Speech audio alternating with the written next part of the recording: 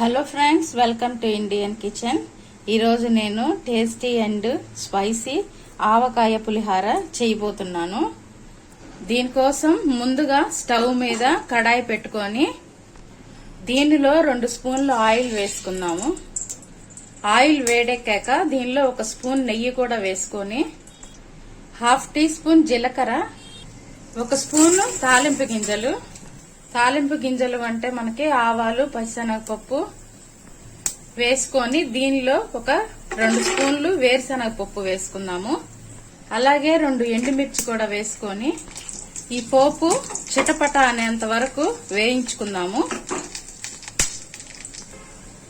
ఇప్పుడు దీనిలో సన్నగా తరిగిన ఉల్లిపాయ 1, 2 రెమ్మలు కరివేపాకు, సన్నగా తరిగిన పచ్చిమిరకాయలు 2 వేసుకొని ఈ ఉల్లిపాయలు పచ్చి వాసన పోయేంత వరకు వేయించుకున్నాము. వేగిన తర్వాత దీనిలో సన్నగా తరిగిన టొమాటో 1 వేసుకున్నాము. అలాగే దీనిలో కొద్దిగా కొత్తిమీర తురుము, 1/2 టీ స్పూన్ ఇంగువ కూడా వేసుకొని 2 నిమిషాలు ఈ ముక్క బాగా సాఫ్ట్ అయ్యేంత వరకు వేయించుకుందాము.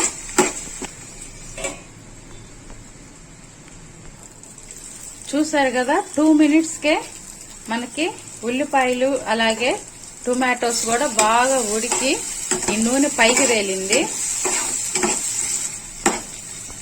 ఇప్పుడు దీనిలో 1 స్పూన్ సాల్ట్, 1/2 టీ స్పూన్ పసుపు వేసుకొని 1 నిమిషం వేయించుకుందాము.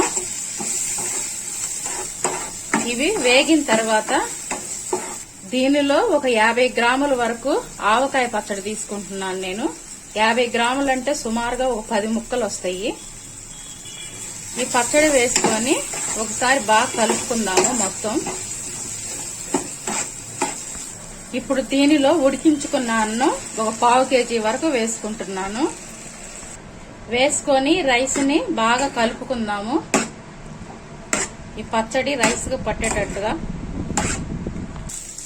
ఇలా రైస్ ని బాగా కలిసేటట్టుగా కలుపుకొని దీనిలో మనం వేడివేడిగా నెయ్యి వేసుకొని తింటే రైస్ చాలా బాగుంటది. కర్రీ చేయాల్సిన పని కూడా లేదు.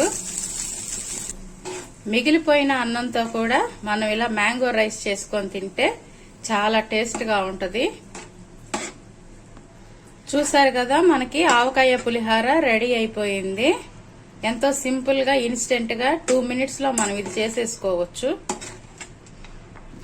ఈ రెసిపీ మీకు నచ్చితే లైక్ చేయండి, షేర్ చేయండి, సబ్స్క్రైబ్ చేయండి. Thank you for watching.